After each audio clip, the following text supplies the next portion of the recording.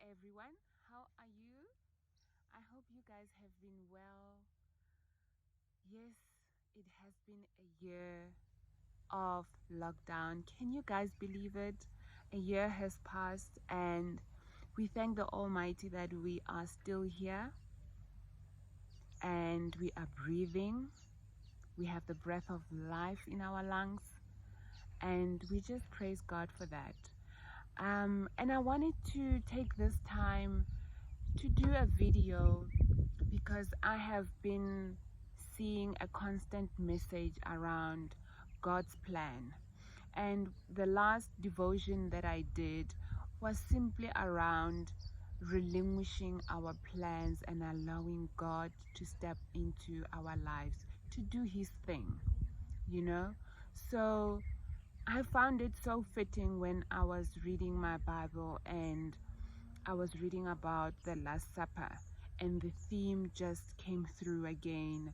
And I thought, okay, let me do something. Let me read this through and really just spend time into that devotion and see what it is teaching me.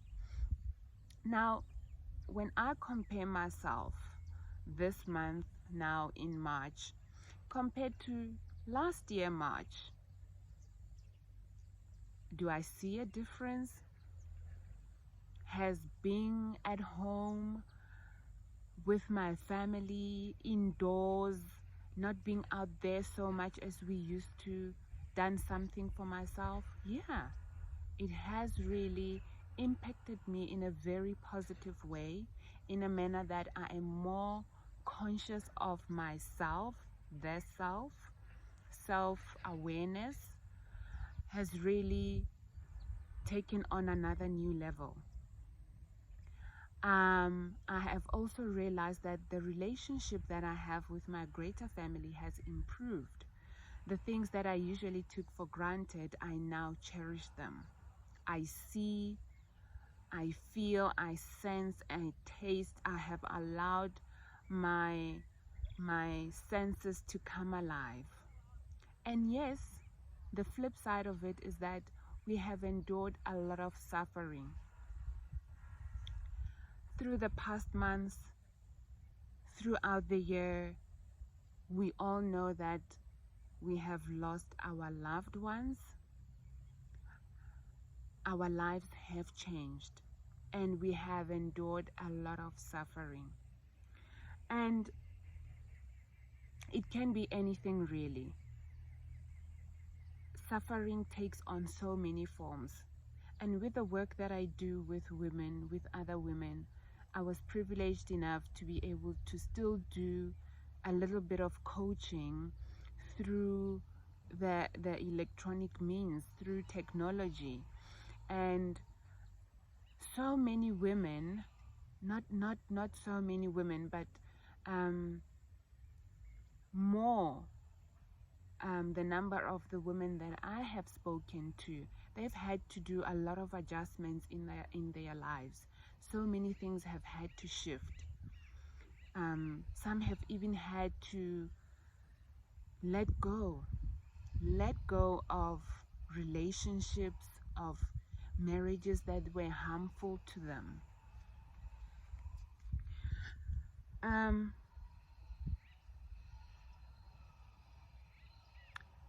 Suffering is something that we don't like to go through. Nobody likes to go through suffering. I don't like it. I don't want to go through suffering. But nature has taught us that suffering is a part of life, and it will come to us at any moment in time.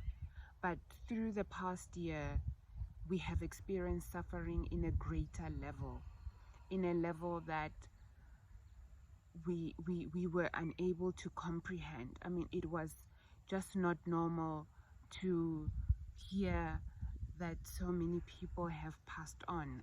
I mean, it is just something that humanity was never ready for. So it has done a lot to us. It has affected us a lot. And we felt pressed. We felt pressed in so many ways. And when I was reading about the Last Supper, I am reminded of what Jesus went through. And in the book of Luke, in chapter 22, relating to the Last Supper, Jesus says to his disciples, I have looked forward to this hour with deep longing, anxious to eat this Passover meal with you before my suffering begins. This sentence stood out for me because I can just imagine what Jesus went through, knowing that his journey was to the cross, leads to the cross. And I also note that with suffering comes fulfillment. Jesus knew that through his suffering comes freedom for us. His suffering was the ultimate sacrifice for humanity, for all human beings.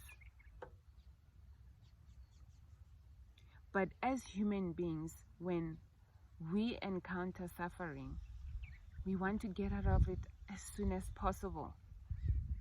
And I also realize that when we suffer, we often resist the process. We want to fight with the suffering. We want to cope. We want to be strong. But in this manner, it teaches us that we have to let go. We have to let go, humble ourselves, and allow the process to make us better people. I also noted that Jesus mentioned to the disciples that I, the Son of Man, must die, since it is part of God's plan. Since it is part of God's plan.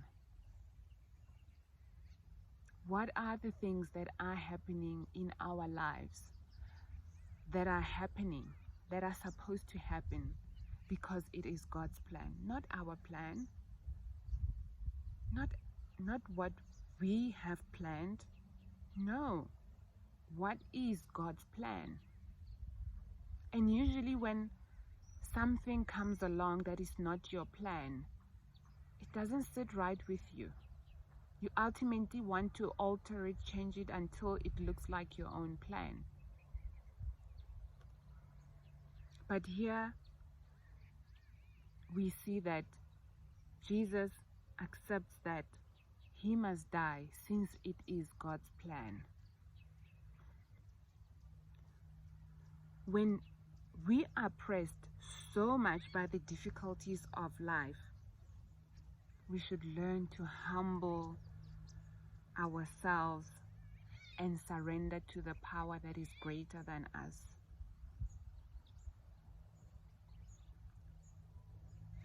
Surrender to the power that is greater than you.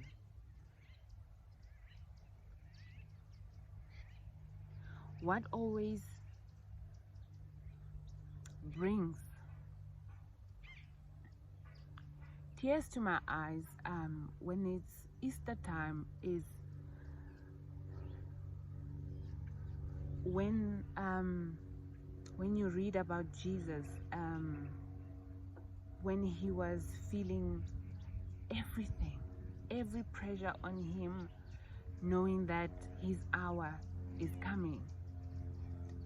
And he said that, Father, if you are willing, please take this cup of suffering away from me. Yet I want your will, not mine.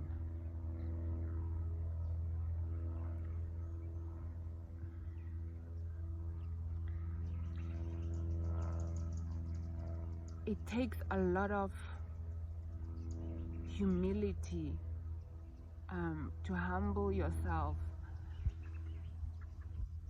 and to move yourself from your pedestal and from all the ranks that we have in the world, the titles that we have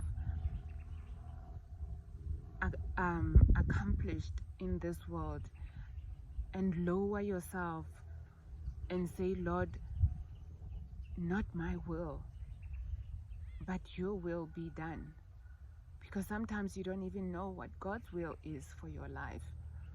But for you to surrender and say, I let go. I just want to let go and allow your will to be done. It is an amazing thing.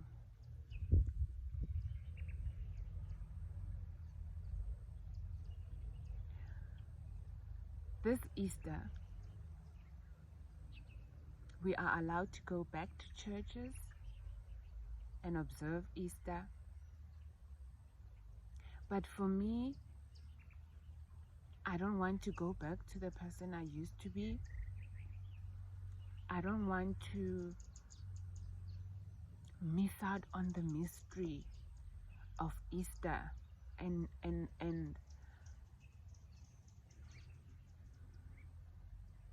get used to it. You know, there's that saying that if you get used to something, you start taking it for granted. But just like we felt last year, when we felt that it is not normal for Easter to happen outside the church, the walls of church, it had to happen in our hearts. And now, as we see that the world is slowly opening up, what is it that you learned the most last year, Easter? Don't let go of it. Know that it should happen in here, in your heart. And you know what I love about when we surrender is that on the other side of surrendering ourselves to God, it comes with fulfillment.